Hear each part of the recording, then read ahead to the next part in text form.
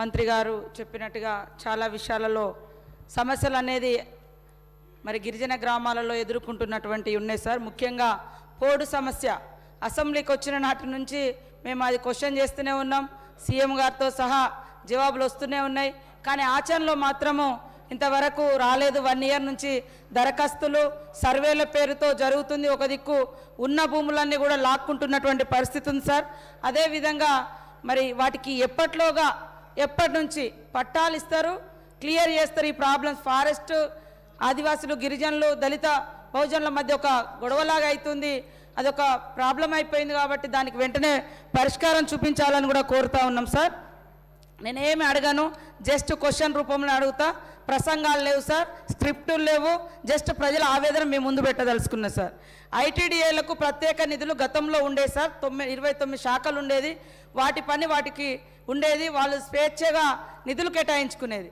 కానీ అవకాశం లేదు. చిన్న చిన్న పనులు కూడా ఐటీడీఏ అధికారులు, ఐటీడీఏ అంటే మా కలెక్టర్తో సమానం గిరిజన ప్రాంతాల్లో, వాళ్ళు సొంతంగా నిధులు కూడా కేటాయించుకోలేనటువంటి పరిస్థితి ఉంది. కాబట్టి వాటికి స్పెషల్ ప్యాకేజీలు ఇవ్వాలి, స్పెషల్ నిధులు ఇవ్వాలని కూడా ఈ సందర్భంగా కోరుతా ఉన్నాం సార్.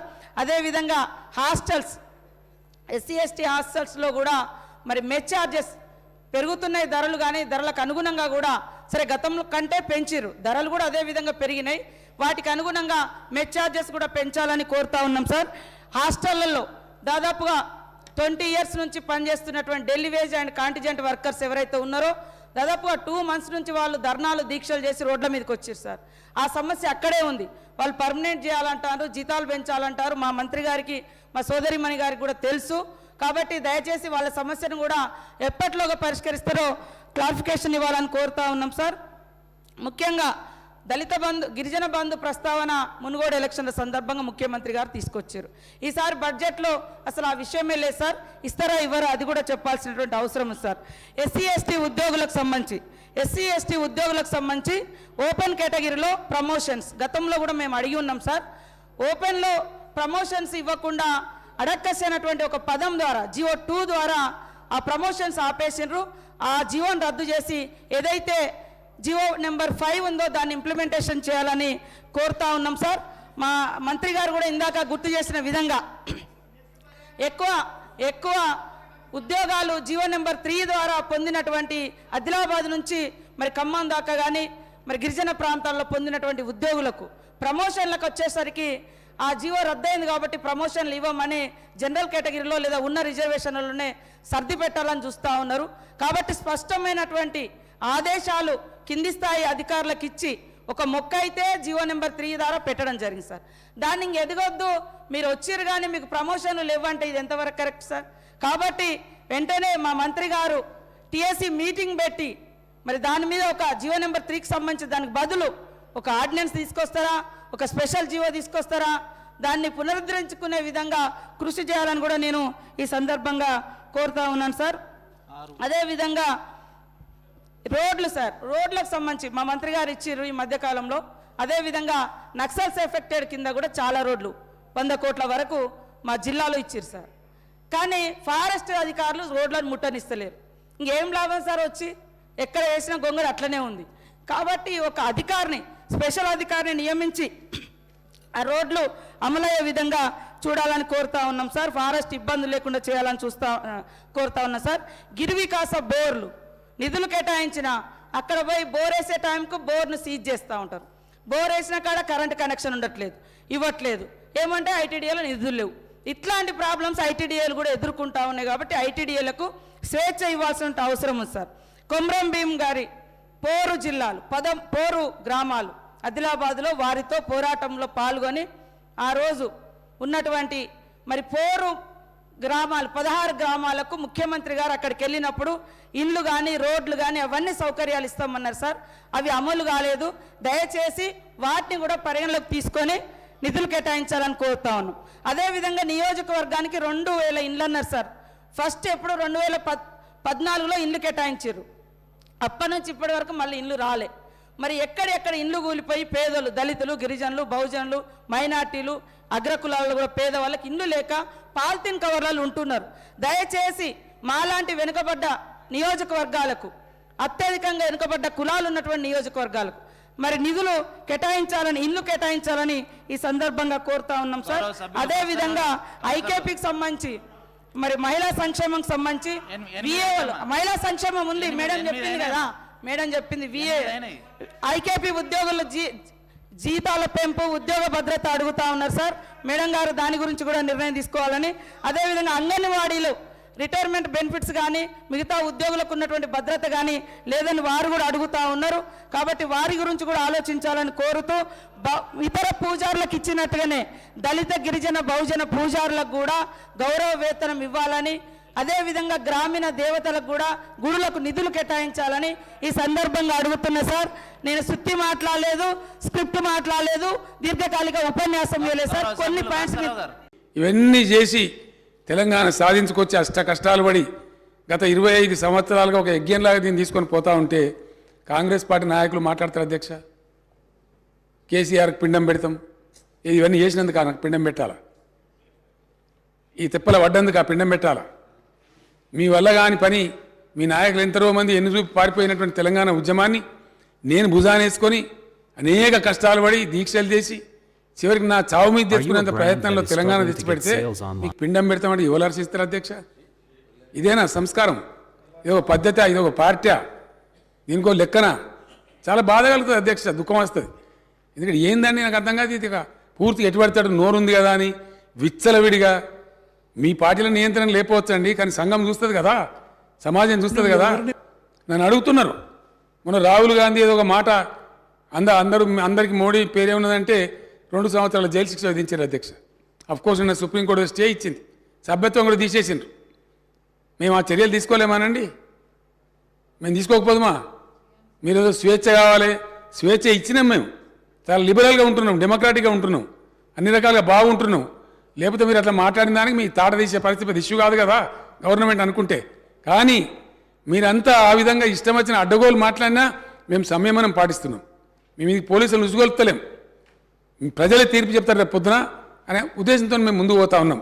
కానీ బాధ మాత్రం కలుగుతుంది అధ్యక్ష.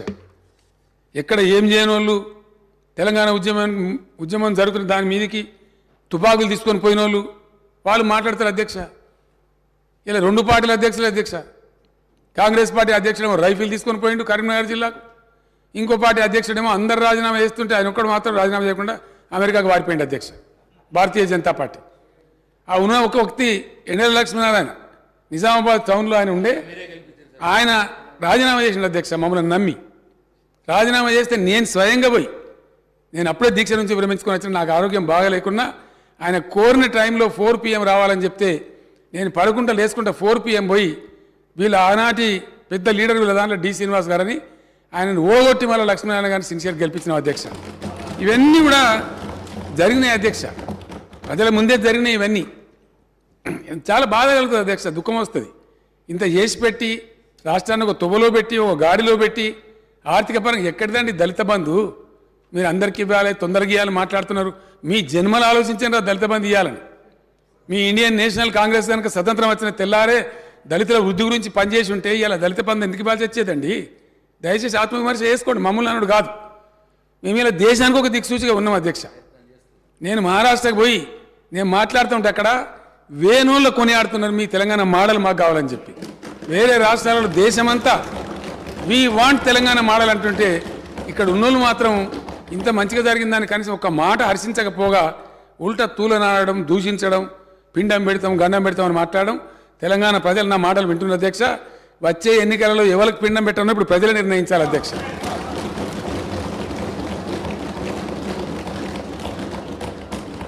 తలసరి విద్యుత్ వినియోగంలో దేశంలో నంబర్ 1 అధ్యక్ష తెలంగాణ. జాతీయ సగటు అయితే అసలు మన సమీపంలో కూడా లేదు. నేషనల్ యావరేజ్ చూస్తే అతి తక్కువ సమయంలో విద్యుత్ ఎక్కడిది అధ్యక్ష? కాంగ్రెస్ హయాంలో విద్యుత్తు మొన్న కూడా వీళ్ళ కడుపుల సంగతి బయట పెట్టింది.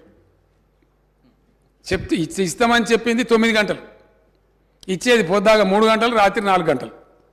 ఆడిపోయి షాగులు కొట్టి సావా, పాములు గారి సావా, వందల మంది రైతులు చచ్చిపోయారు అధ్యక్ష. పెద్ద దానికి ఇవాళ 24 గంటల కరెంట్ ఇస్తుంటే దాని మీద కూడా అడ్డగోలుగా మాట్లాడతారు అధ్యక్ష. వాళ్ళకున్న అలవాట్లే ఇతరులకు ఉన్నాయనుకుంటారు.